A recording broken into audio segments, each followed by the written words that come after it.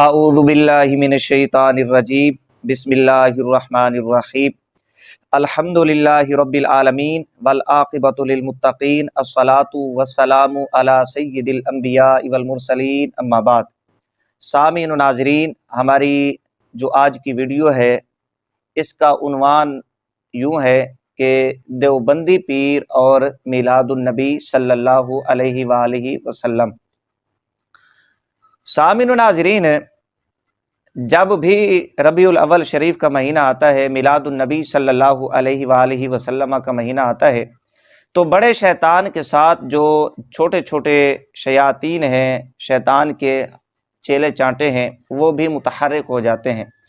لوگوں کو گمراہ کرتے ہیں، مختلف حیلے بہانوں سے میلاد النبی صلی اللہ علیہ وآلہ وسلم کو عوام میں متنازع بنانے کی کوشش کرتے ہیں۔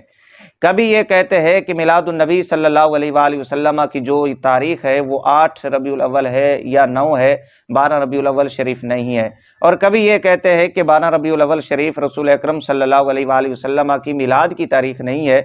بلکہ وفات کی تاریخ ہے، تاکہ عوام میں میلاد النبی صلی اللہ علیہ وآلہ وسلم متنازع ہو جائے۔ سامعین و ناظرین، جب سے ربیع الاول شریف شروع ہوا ہے،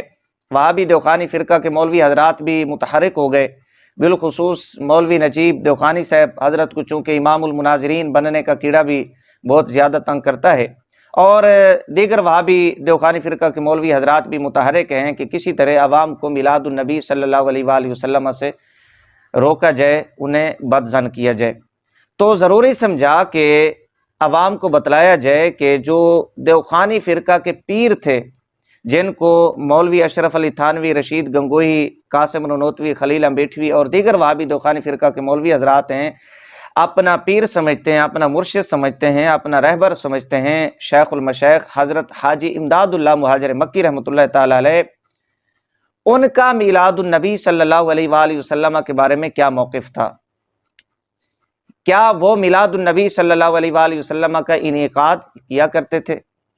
یہ حضرات جو میلاد النبی صلی اللہ علیہ وآلہ وسلم کو بدعت سمجھتے ہیں اور کرنے والوں کو بدعتی سمجھتے ہیں، نہ جانے کیا کیا فتاوجات انہوں نے لگا رکھے ہیں اور کس کس چیز کے ساتھ انہوں نے میلاد النبی صلی اللہ علیہ وآلہ وسلم کو تشبیہ دے رکھی ہے۔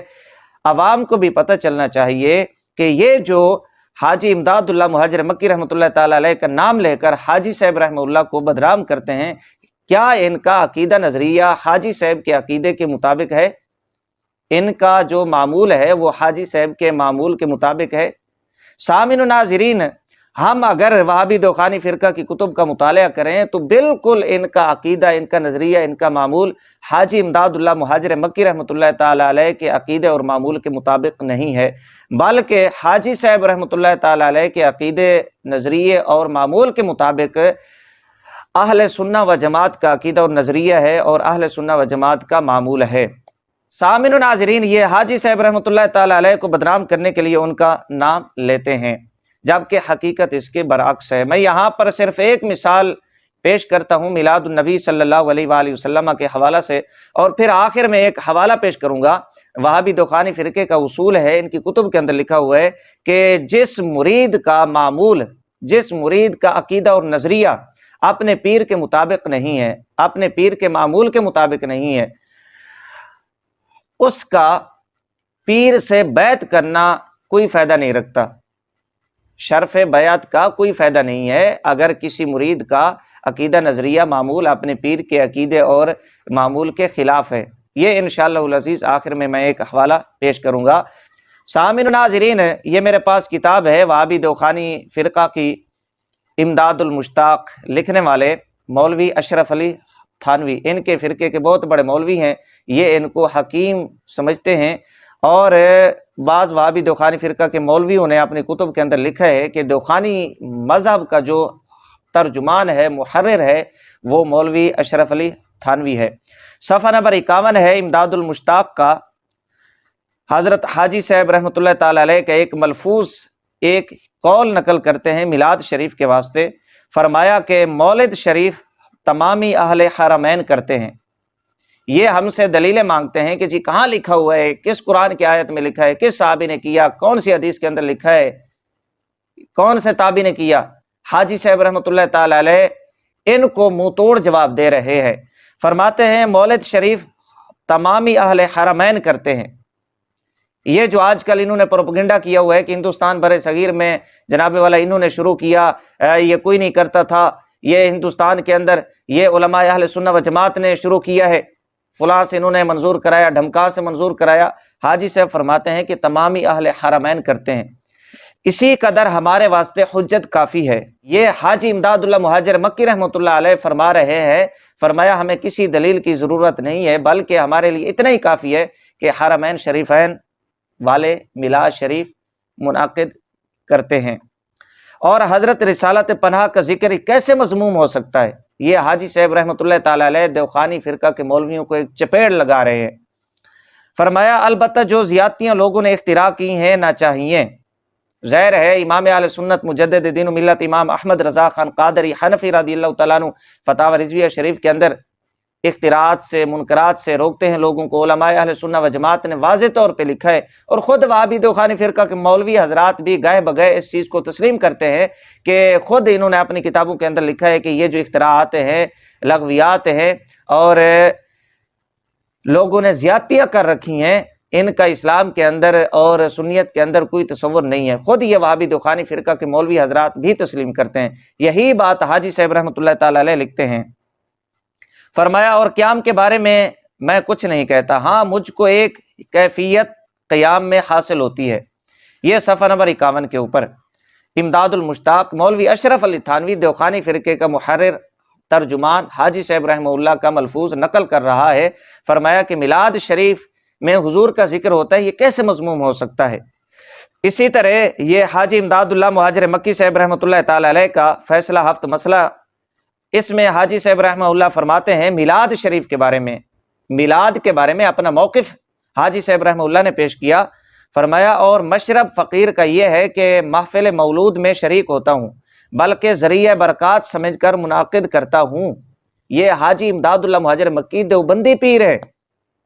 یہ انہیں اپنا پیر سمجھتے ہیں۔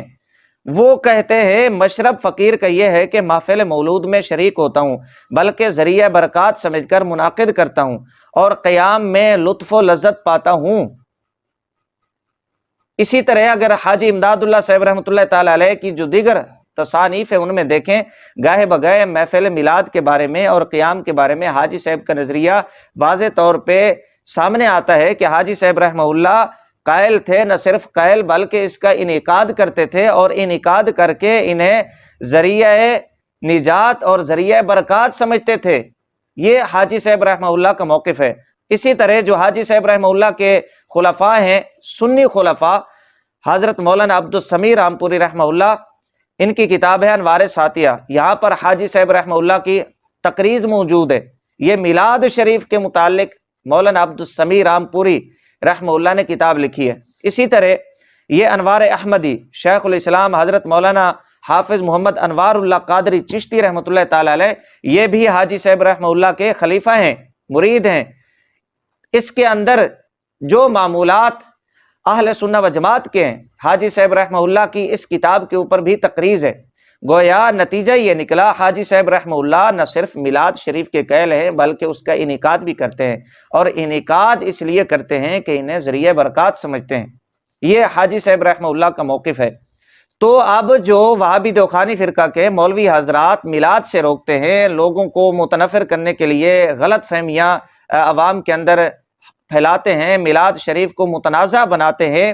اور جب سے میلاد شریف کا مہینہ شروع ہوا، مولوی نجیب دیوخانی صاحب بالخصوص متحرک ہیں، اور دیگر وہابی دیوخانی فرقہ کے مولوی حضرات، انہیں سوچنا چاہیے کہ ان کے پیر کا مسلک کیا ہے اور ان حضرات کا مسلک کیا ہے، پیر کا معمول کیا ہے، ان کا معمول کیا ہے۔ کہیں ایسا تو نہیں ہے کہ رشید گنگوئی، اشرف علی تھانوی، قاسم ننوتوی اور خلیلہ بیٹھوی میلاد کے خلاف فتاوی جات دے کر گمراہ تو نہیں ہے۔ یہ اصول میں یہاں پر ایک پیش کر دیتا ہوں وہابی دیوخانی فرقہ کی کتاب سے۔ اس کتاب کا نام ہے تحقیق المتین فی حیات النبی الامین،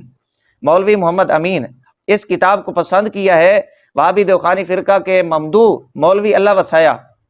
بہت سارے مولویوں کا یہ ممدوح ہے، اور اسی طرح مولوی عبد المجید لدھیانوی، محدث دورہ، استاذ العلماء، یہ کروڑ پکا سے تعلق رکھتا ہے۔ یہ دونوں اس کتاب کو پسند کرنے والے ہیں۔ صفحہ نمبر 138 اور 139 کے اوپر ایک اصول لکھا کہ جو بندہ اپنے پیر کے عقیدے اور مسلک کے خلاف کرے تو شرف بیعت اسے کوئی فائدہ نہیں دیتا، وہ گمراہ ہے۔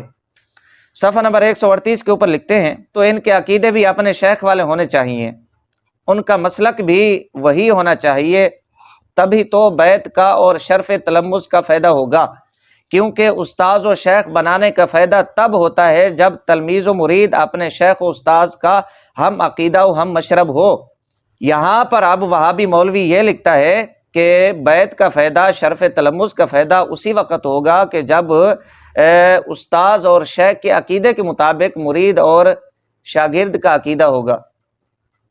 استاذ اور پیر کے معمول کے مطابق مرید اور شاگرد کا معمول ہوگا، ورنہ کوئی فائدہ نہیں ہے، بلکہ ضلالت و گمراہی ہے۔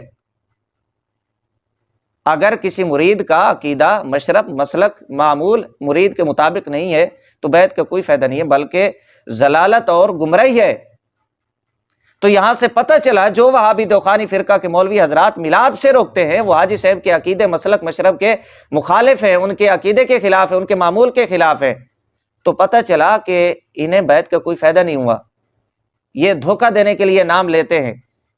ان کا مقدر ضلالت اور گمراہی ہے، اور یہ گمراہ ہوئے بھی صحیح، یہ پھر گمراہ بھی ہو گئے۔ انہوں نے کفریات، گستاخانہ عبارات اپنی کتب کے اندر لکھی، یہ سب اس وجہ سے تھا کہ انہوں نے اپنے پیر کے عقیدے کے خلاف، اپنے پیر کے مشرب کے خلاف کیا۔ اچھا، یہی مولوی آگے لکھتا ہے کہ جو اپنے آپ کو ان کی طرف منسوب کرتے ہیں، یعنی یہ اصول لے کر لکھا ہے کہ جو اپنے آپ کو ان کی طرف منسوب کرتے ہیں انہیں بھی صحیح العقیدہ ہونا چاہیے، یعنی اپنے پیر کے، اپنے استاذ کے ہم عقیدہ ہونا چاہیے، ورنہ صاف کہہ دیں کہ ہمارا ان سے کسی طرح کا کوئی تعلق و علاقہ نہیں، یوں عوام تمہارے دھوکہ سے بچ جائے گی۔